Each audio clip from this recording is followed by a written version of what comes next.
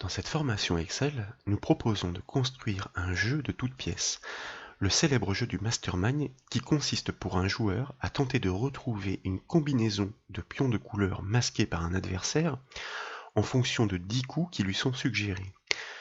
L'utilisateur, le joueur, va proposer des pions de couleur, l'adversaire va lui donner des indications dans la ligne de suivi située juste au-dessous, avec tantôt des couleurs orange, tantôt des couleurs vertes, pour lui dire si son pion est bien placé, ou si son pion est mal placé, ou encore si son pion n'est pas présent dans la combinaison. Illustration. Lorsque le joueur entame la partie à partir de la ligne 1, il va taper les premières lettres des noms de couleurs des pions. Et lorsque une première rangée de pions de couleur sera finie d'être suggérée, constatez que, en instantané, grâce à un format conditionnel et des calculs, eh bien des indications vont lui être données. En l'occurrence ici, nous savons que les pions bleus et rouges font bien partie de la combinaison, que les verts et jaunes en revanche ne sont pas présents, mais qu'ils sont mal placés. Donc nous en déduisons vraisemblablement qu'il n'y a que des pions bleus et des pions rouges, ou bien, en tout cas, comme nous pouvons le constater au fur et à mesure de l'évolution, eh bien, 3 pions bleus suivis d'un pion rouge. Il s'agissait d'une combinaison relativement facile, car dans le mastermind, rien n'empêche, rien n'interdit de produire ou de proposer plusieurs fois le même pion de la même couleur. Il y aura une macro Excel automatique qui permettra de purger le tableau de jeu et on le verra, de pouvoir délier la combinaison proposée par les formules de manière à ce qu'elle ne soit plus liée au recalcul automatique de la feuille. Mais ce code VBA sera donc généré automatiquement par une macro Excel. Ça veut dire que nous n'aurons aucune ligne de code à écrire. Nous allons réellement réaliser ce jeu de toutes pièces, et c'est le tour de force, simplement avec des fonctions de calcul Excel.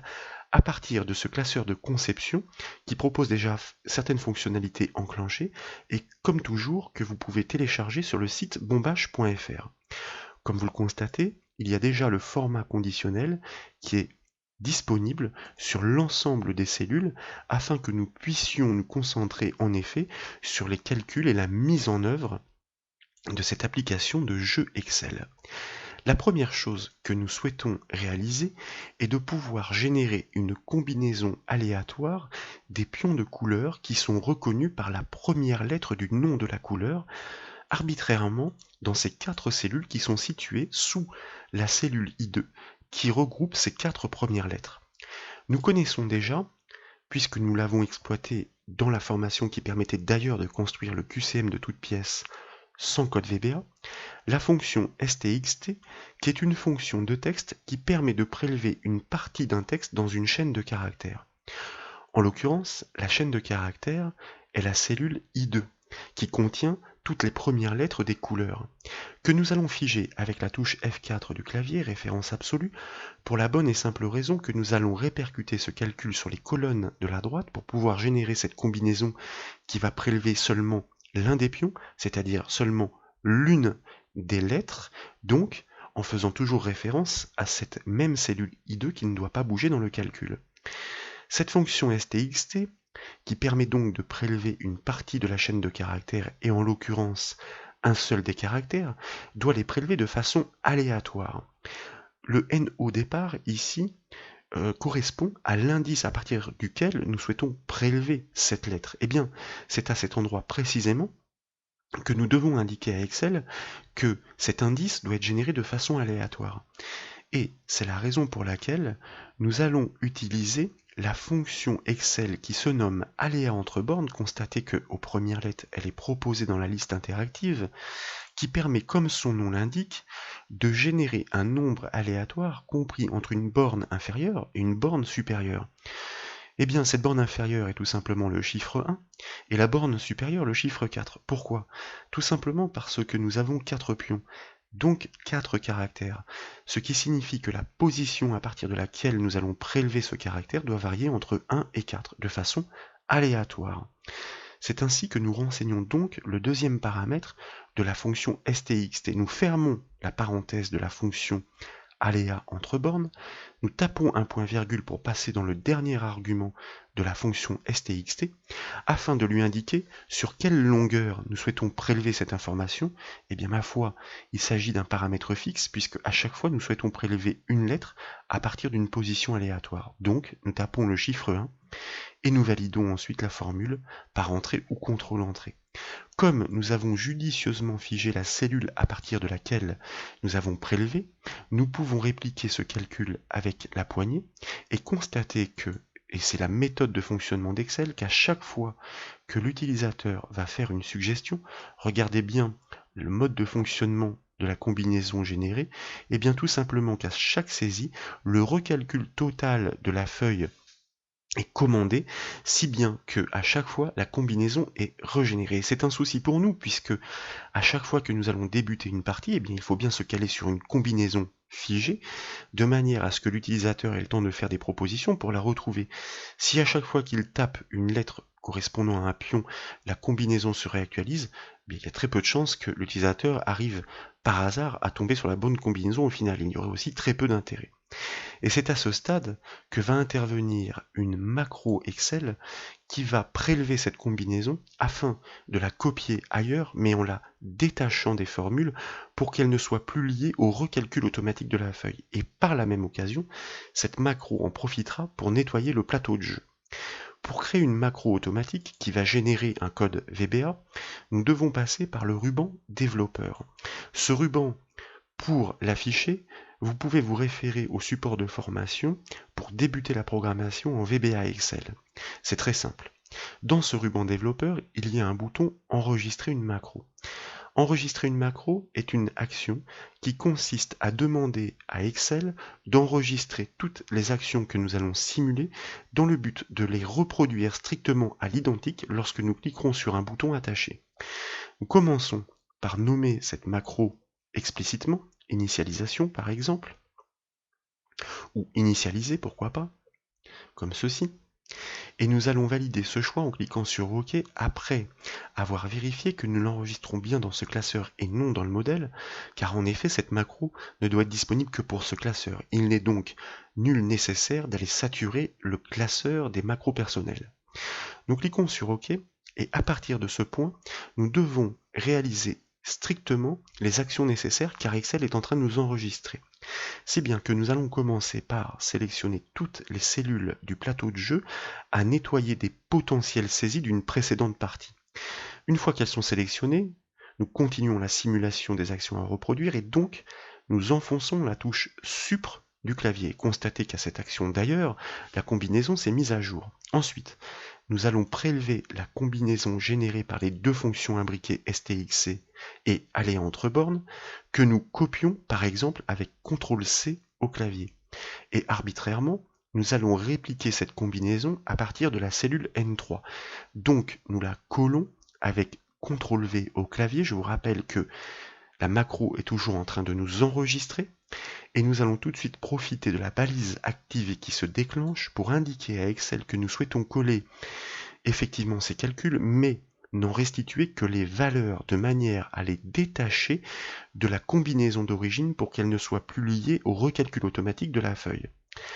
Nous allons en profiter ensuite pour faire disparaître cette ligne qui scintille, indiquant que la sélection est toujours en mémoire. Nous vidons le presse-papier en enfonçant la touche Échappe du clavier. Puis, pour parfaire notre macro, nous allons cliquer dans une cellule arbitraire en bas à droite de la feuille, et c'est terminé. Donc, dans la foulée, surtout, nous arrêtons l'enregistrement de la macro. Si bien qu'à ce stade, elle existe en effet sous le nom initialisé. Il s'agit ni plus ni moins que d'une procédure de code que l'on trouverait dans l'éditeur de code. Mais comme je vous le disais, le tour de force ici est de pouvoir créer de toutes pièces ce jeu sans code VBA, en tout cas sans écrire la moindre ligne. Il s'agit maintenant de matérialiser cette macro initialisée avec un bouton Start que nous allons placer dans la ligne de titre. Nous allons commencer par faire un peu de place en sélectionnant cette ligne de titre, en alignant ce titre sur la gauche et tant qu'à faire pour que ce soit un peu plus joli, nous allons augmenter le retrait afin de la décaler du bord de la cellule. Il reste suffisamment de place pour y placer un bouton.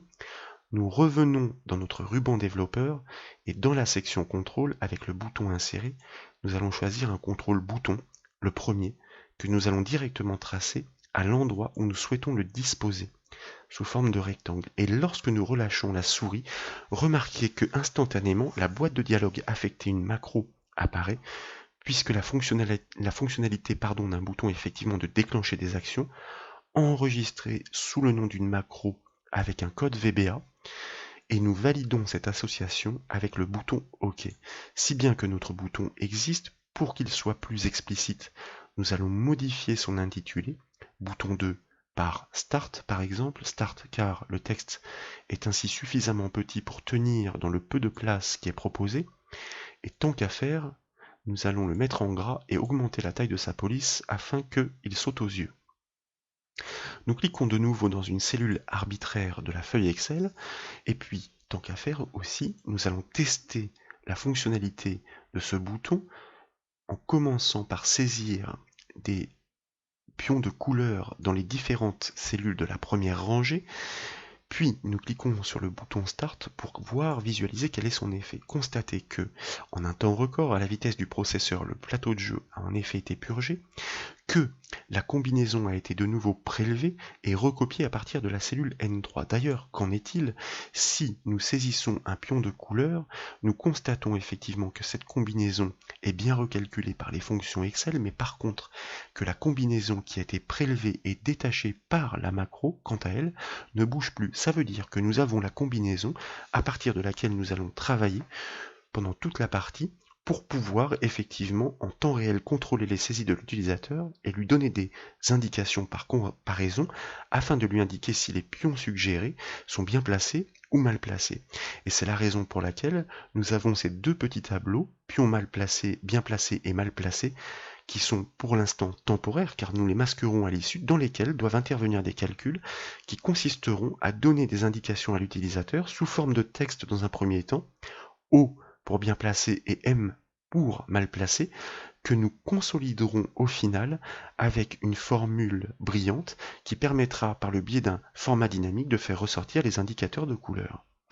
Nous allons de nouveau réinitialiser notre plateau de jeu pour constater qu'une nouvelle combinaison est en effet générée, pour l'instant visible, qui sera masquée lorsque tout sera terminé, afin de nous concentrer sur les premiers calculs de contrôle temps réel importants, c'est-à-dire ceux de la plage de cellules située sous le titre pion bien placé. Nous allons commencer, puisqu'il y a des sauts de ligne dans la structure de ce classeur Excel, la première rangée.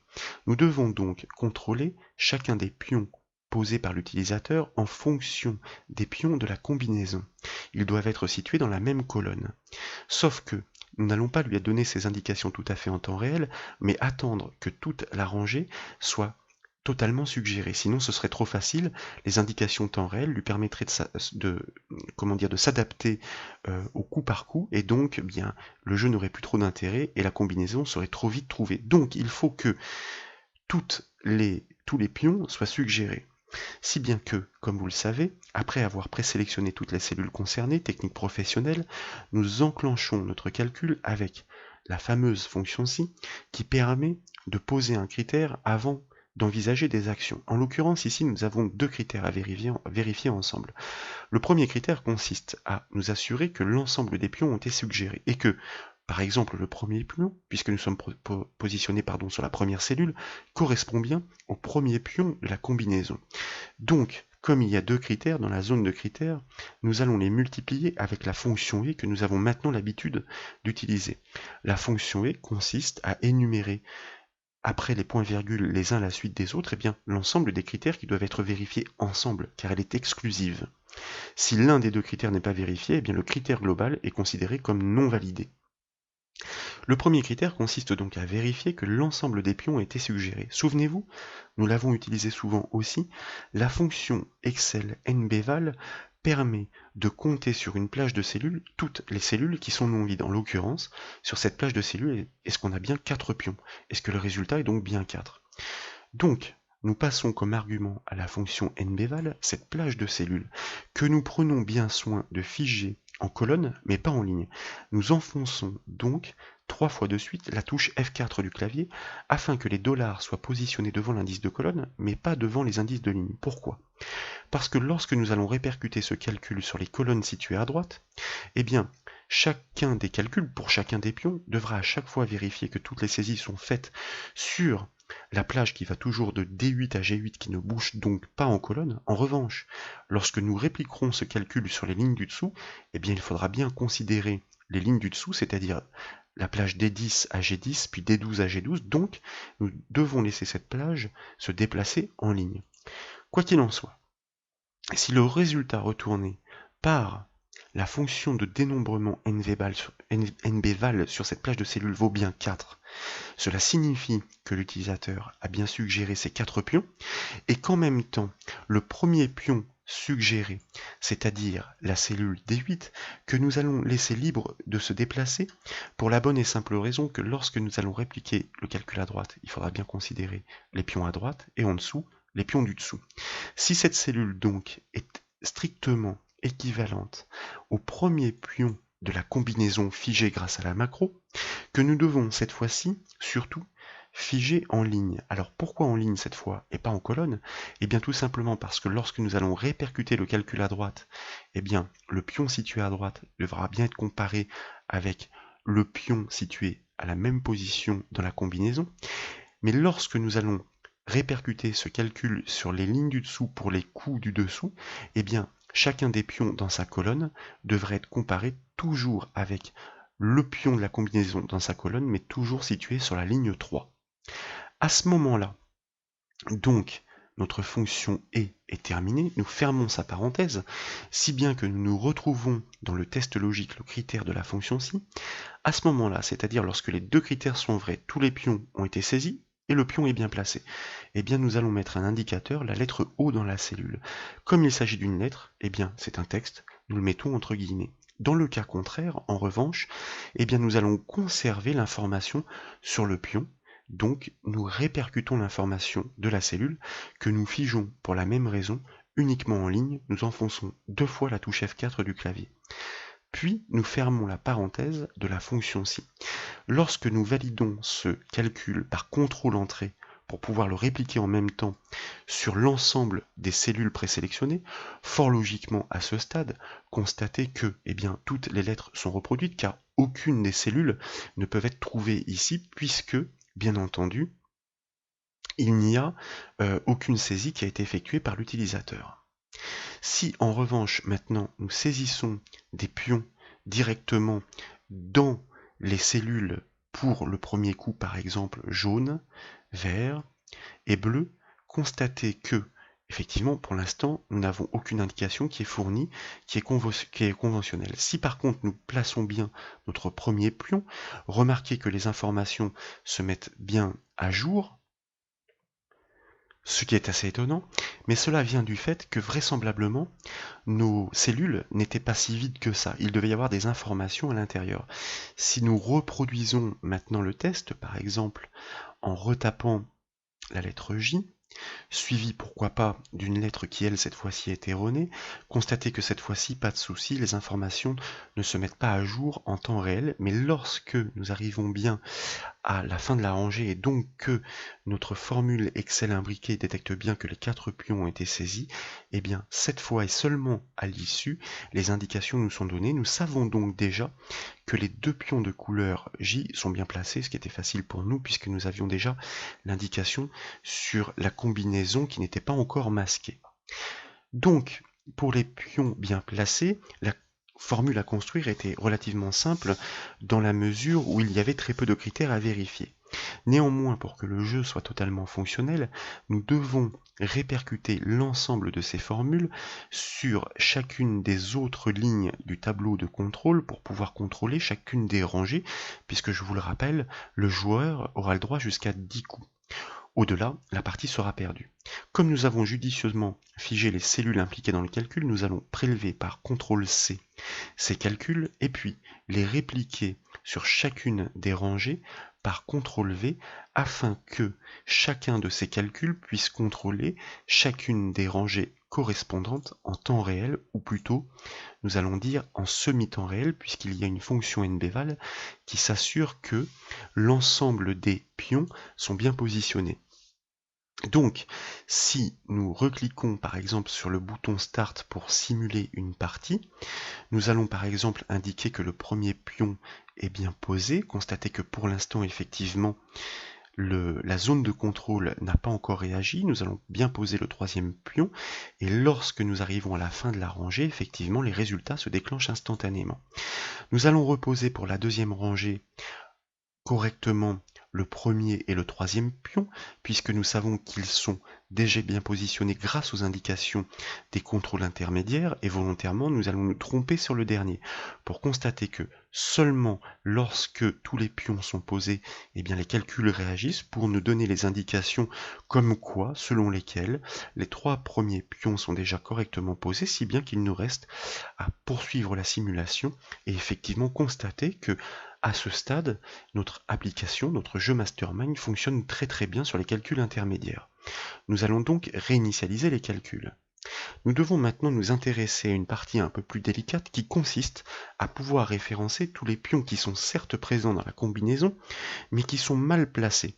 Il y a plus de critères à vérifier dans la mesure où nous devons, comme précédemment, nous assurer que tous les pions ont bien été proposés, donc la fonction nbval, que dans le même temps nous ne sommes pas en train de contrôler un pion qui a déjà été référencé comme bien placé, et surtout nous devons nous assurer que nous ne sommes pas en train de juger un pion comme mal placé alors que la même couleur a déjà été suggérée et proposée comme mal placée, car rien ne nous empêche par exemple de proposer 4 pions rouges, alors que dans la combinaison d'origine, il n'y a que 2 pions rouges. Et bien lorsque nous allons arriver au troisième, si les deux premiers ont déjà été suggérés comme mal positionnés, nous n'allons pas indiquer que le troisième est considéré comme mal placé, sinon l'utilisateur sera tenté de penser qu'il y a 3 pions rouges. C'est tout le tour de force que nous devons réaliser dans cette formule, que nous allons, après avoir présélectionné l'ensemble des cellules concernées pour la première rangée initialisée par le symbole égal. Donc la fonction si, dans laquelle la zone de critères, nous devons recouper un plus grand nombre de critères, toujours donc grâce à la fonction et, qui va nous permettre entre ces parenthèses de les énumérer. Comme tout à l'heure, donc, la fonction nbval est un garde-fou qui va nous permettre dans un premier temps de contrôler que la première rangée a bien été intégralement suggérée par le joueur. Nous enfonçons 3 fois la touche F4 du clavier, pour la même raison que tout à l'heure, afin de la figer en colonne. Nous fermons la parenthèse de la fonction nbval. L'objectif est de s'assurer que les 4 pions ont bien été saisis. Donc, nous vérifions l'égalité égale 4. Dans le même temps, comme je vous disais, point virgule, deuxième critère de la fonction et, dans la zone de critères de la fonction i, nous devons nous assurer que cette proposition n'a pas déjà été validée. Ce qui signifie que dans la zone de contrôle des pions bien placés, nous allons prélever la cellule I8 que nous n'allons pas figer, puisque lorsque nous répliquerons le calcul sur la droite, il faudra bien contrôler les autres pions sur la droite, idem vers le bas. Si l'indication pour le contrôle précédent qui a été effectué est différent de la lettre O, souvenez-vous, la lettre O est la lettre que l'on utilise pour indiquer que le pion est bien placé. Donc, si dans le même temps les 4 pions ont été saisis, qu'en même temps nous savons que ce pion que nous sommes en train de contrôler n'a pas été déjà référencé comme bien placé, alors nous devons bâtir un critère qui permet de savoir si nous devons le référencer comme mal placé, dans la mesure où tous ceux qui ont été comptabilisés avant n'ont pas été déjà référencés comme mal placés en fonction de la combinaison. Nous allons faire une différence, vous allez voir, c'était une méthode assez astucieuse, avec une fonction de dénombrement conditionnel qui se nomme nb.si, et que nous allons initialiser sur une plage, puisque la fonction nb.si permet de compter un critère sur une plage de cellules. Nous allons tout simplement initialiser la plage de cellules sur les 3 cellules qui sont situées en amont, et même sur les 4, c'est-à-dire que à chaque fois, c'est une plage de cellules mouvante, car nous n'allons pas la figer, à chaque fois que nous allons contrôler un pion, nous allons nous assurer que les contrôles effectués sur les pions mal placés avant n'ont pas déjà été validés, de manière à ne pas le valider une fois de trop. Donc sur cette plage de cellules que nous laissons se déplacer, nous souhaitons contrôler lequel critère? Le critère du pion en cours de saisie et en cours de contrôle par la formule. Si le nombre de pions qui ont été comptabilisés comme mal placés auparavant, moins le nombre de pions comptabilisés restants, nb.si, donc nous allons sélectionner cette fois-ci la plage de critères des pions bien contrôlés, que nous allons figer cette fois-ci en colonne, toujours pour les mêmes raisons, puisque le calcul doit se déplacer à droite, mais faire référence toujours à la même rangée, et doit se déplacer vers le bas, donc nous laissons les lignes libres. Et nous recomptons le même critère, à savoir la cellule que nous sommes en train de contrôler. Le principe est de faire la différence entre le nombre de pions considérés ou contrôlés comme mal placés avant cette cellule qui va se déplacer, donc la plage avec, moins ce nombre de pions restants dans les zones des pions bien placés, tout simplement parce que à chaque fois qu'une lettre O va être inscrite pour indiquer que le pion est bien placé, eh bien la lettre de la couleur va disparaître à son profit. Donc on va avoir une différence qui va varier. Si cette différence qui indique donc les pions mal placé restant à indiquer est bien inférieur au nombre de pions de cette couleur de la combinaison d'origine, donc nb.si, que nous allons cette fois-ci appliquer sur la plage de cellules de la combinaison fort logiquement que nous allons intégralement figer car elle doit se déplacer ni en ligne ni en colonne. Il s'agit de la plage de cellules de référence sur laquelle nous allons recompter ce critère pour pouvoir faire la comparaison judicieuse. Eh bien, à ce moment-là, nous saurons en effet que ce pion qui a été décelé comme présent dans la combinaison d'origine et non comptabilisé précédemment, est bien considéré comme mal placé, auquel cas nous allons mettre un M. Il faut bien donc, je vous le rappelle, la première fonction ndval qui permet de nous assurer que tous les pions ont été suggérés, nous assurer dans un premier temps aussi que ce pion n'a pas déjà été contrôlé comme étant bien placé, sinon le calcul ne sert à rien. Puis nous allons faire la différence entre les pions mal placés qui ont déjà été comptabilisés avec une plage de cellules antérieure mais mouvante qui va revenir se placer dans la plage de cellules initiale, c'est toute l'astuce, donc sur le pion D8, moins pour faire la différence, la comptabilisation, le dénombrement de ce même pion sur la cellule des pions bien placé, puisque lorsqu'il n'est pas bien placé, sa référence de couleur reste inscrite dans la cellule. Si cette différence est bien inférieure à celle de la combinaison d'origine, ça signifie en effet qu'il reste encore des pions référencés comme mal placés à indiquer. Nous avons terminé les critères énumérés de la fonction et, si bien que nous devons fermer la parenthèse de la fonction et après le nb.si pour nous retrouver dans la zone de critères de la fonction si. Nous tapons un point virgule pour passer dans la zone alors de la fonction si. Dans le cas où tous ces critères sont vérifiés ensemble, cela signifie que la cellule, le pion est mal placé. Nous indiquons donc entre guillemets la lettre M et dans le cas contraire, aucune information cette fois, ce que nous traduisons par deux guillemets et nous validons par contrôle-entrée pour répliquer en même temps l'ensemble des calculs sur les autres cellules. Qu'en est-il en effet si nous faisons une petite simulation à ce stade, nous cliquons sur le bouton Start et puis volontairement, nous allons placer tantôt des pions bien placés et tantôt des pions mal placés, ce qui signifie que par exemple ici, nous pourrions indiquer pourquoi pas un vert, et puis un rouge, et puis un vert. Et nous allons voir en temps réel ce qui se produit. Alors les pions bien placés ont effectivement été correctement référencés, le jaune et le rouge. En revanche, dans cette combinaison, qui n'est pas judicieuse, nous n'avons à aucun moment proposé en effet de pions mal placés, si bien que nous recommençons. Nous allons donc proposer un jaune, pourquoi pas, puis un bleu, puis un rouge et de nouveau un rouge. Et constater cette fois-ci que notre petite application est de plus en plus fonctionnelle puisque une fois que tous les pions ont été correctement suggérés, nous constatons que le pion jaune est tout à fait normalement considéré comme bien placé, tandis que le pion bleu qui devrait se trouver en troisième position, et qui n'a été suggéré qu'une seule fois, se trouve lui référencé comme mal positionné, donc c'est une indication précieuse pour pouvoir poursuivre le jeu. Comme précédemment, puisque nous avons judicieusement figer toutes les cellules impliquées dans le calcul, eh bien, nous allons donc prélever l'ensemble de ces calculs par CTRL-C et les répliquer sur l'ensemble des autres rangées par CTRL-V afin que chacune des rangées de saisie de l'utilisateur des pions qu'il pose puisse être contrôlée en temps réel.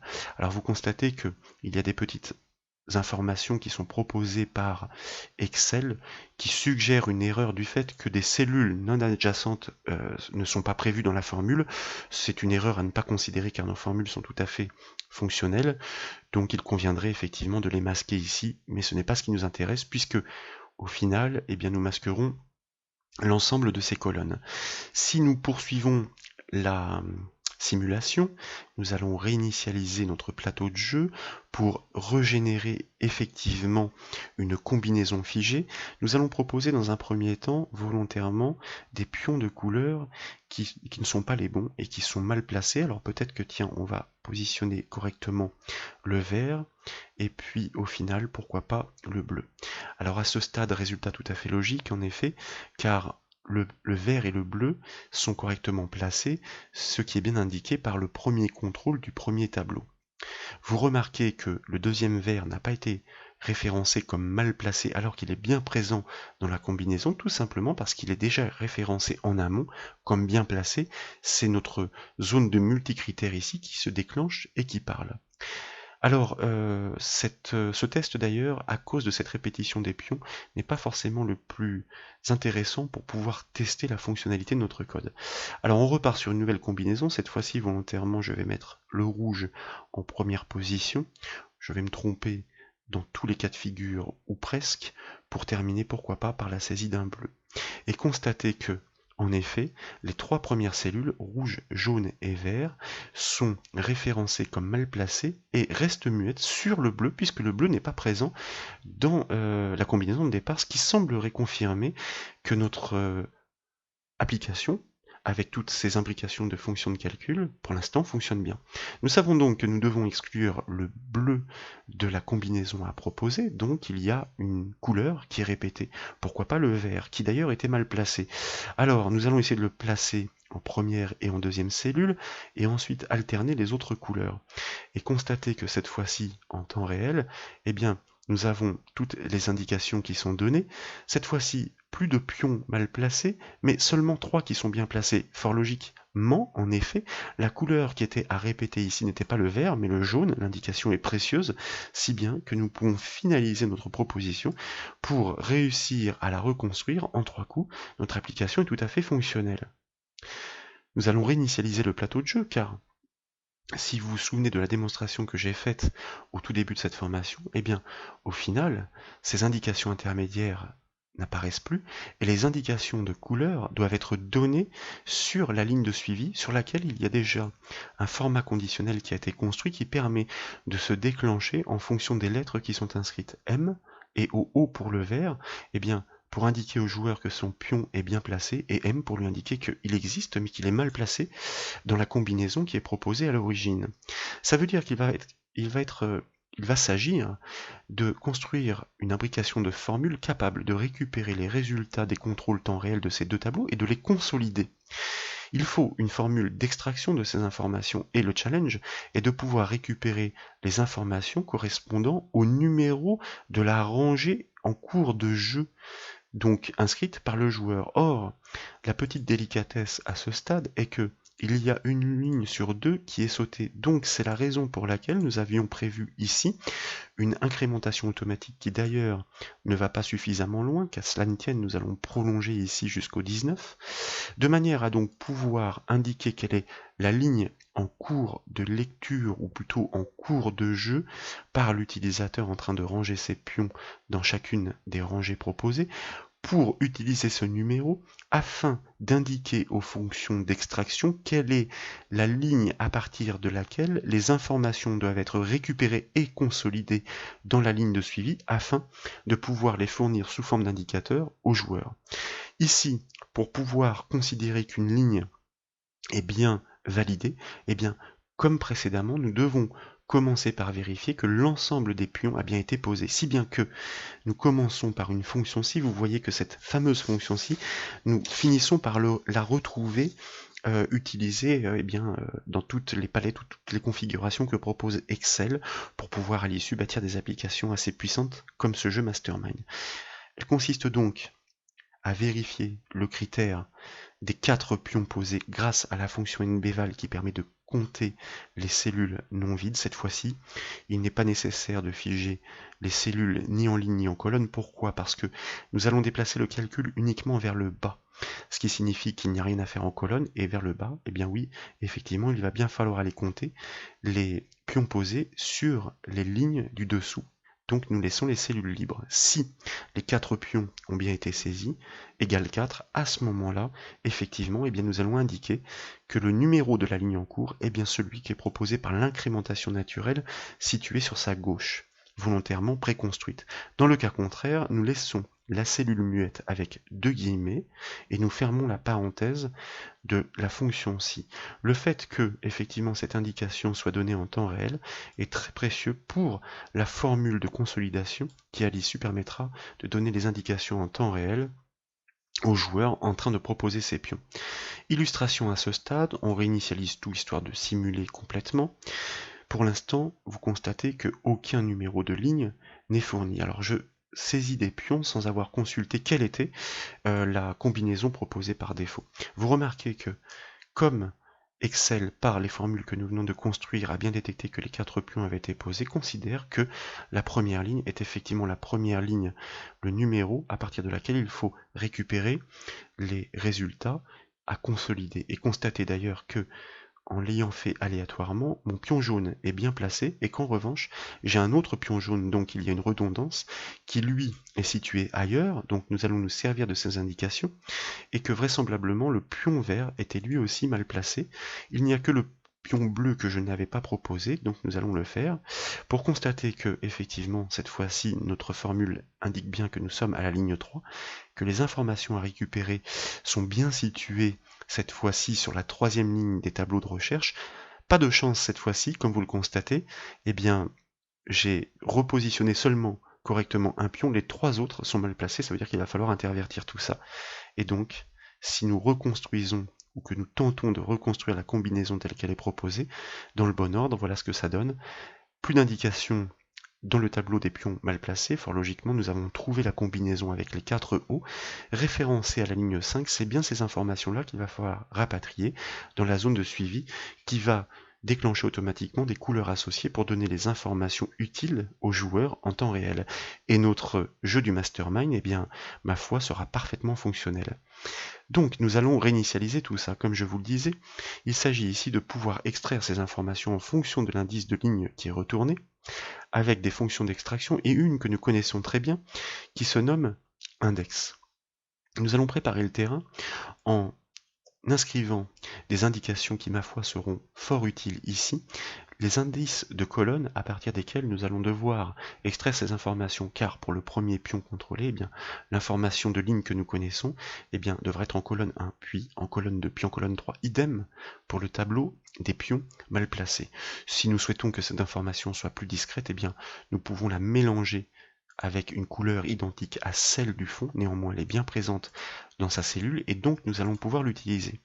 Les fonctions de recherche et d'extraction de tableaux ou de bases de données dans Excel, si elles n'ont rien à rechercher, peuvent générer des erreurs, si bien que nous allons, comme toujours, commencer par présélectionner les cellules concernées par ce calcul et surtout initialiser cette formule par la fonction Excel si erreur qui permet de gérer ces exceptions si elles se produisent. Et c'est seulement à l'intérieur, dans la zone valeur, que nous allons imbriquer nos conditions pour savoir si nous devons indiquer un O qui se transformera en vert à l'utilisateur pour son pion suggéré ou un M. Eh bien, il faut faire la recherche d'une certaine information avec encore une fois la fonction si pour dire, eh bien, si la recherche de ce pion dans ce tableau-là pour la ligne calculée est bien un O, à ce moment-là, on récupère le O. Si c'est un M, on met le M, etc., etc.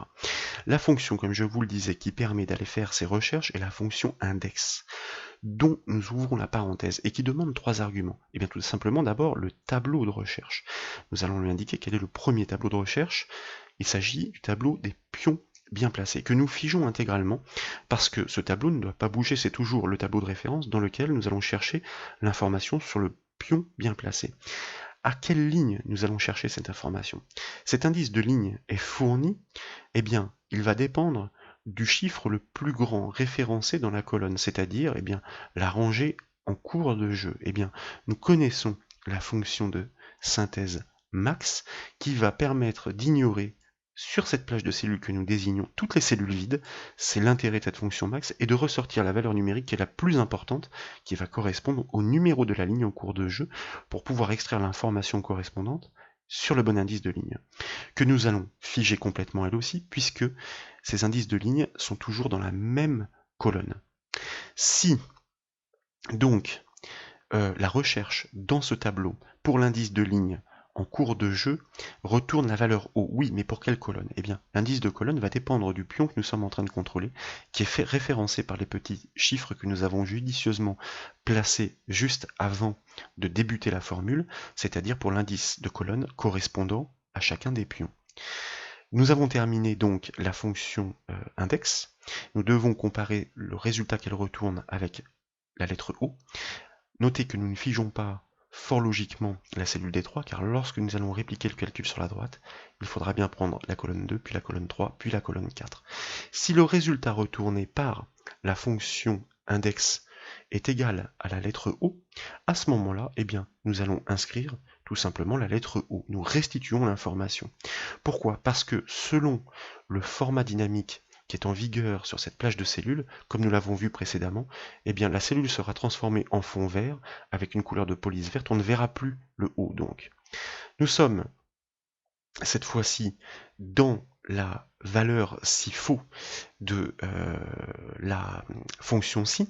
Alors il doit y avoir une petite erreur ici. Il faut que je vérifie que j'ai bien fermé toutes mes parenthèses, car ici j'ai bien la plage de cellules de recherche de ma fonction index, le numéro de ligne, le numéro de colonne. Si c'est égal à O, alors c'est bon, on est tout à fait correct.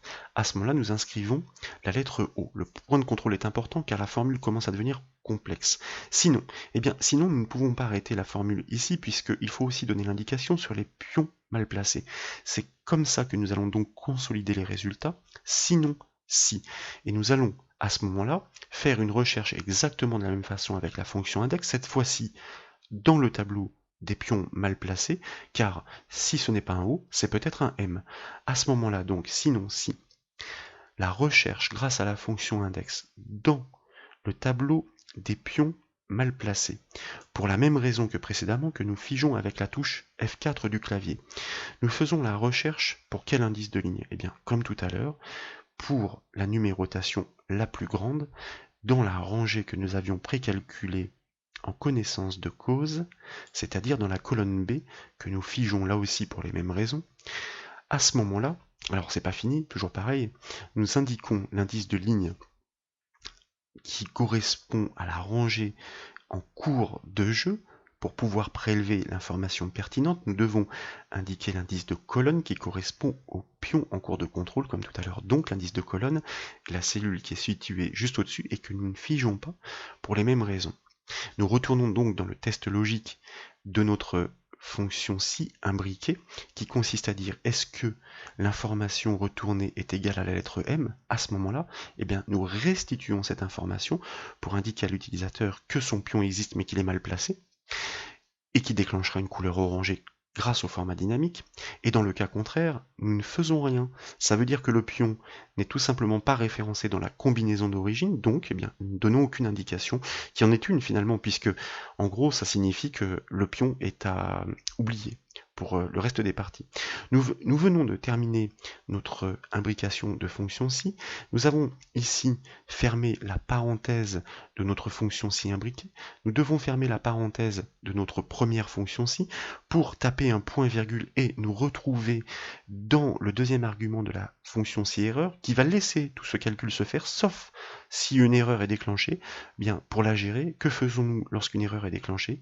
Nous ne faisons rien, nous l'indiquons avec deux guillemets et nous fermons la parenthèse de la globalité de la fonction pour constater que, pour l'instant, fort logiquement, rien ne s'affiche puisque, en effet, eh bien, aucun pion n'a été suggéré. Qu'en est-il cette fois-ci lorsque nous resimulons un jeu complet? Nous allons proposer volontairement eh bien, des pions qui ne sont pas forcément bien placés avec les premières lettres des indices de couleur comme ceci.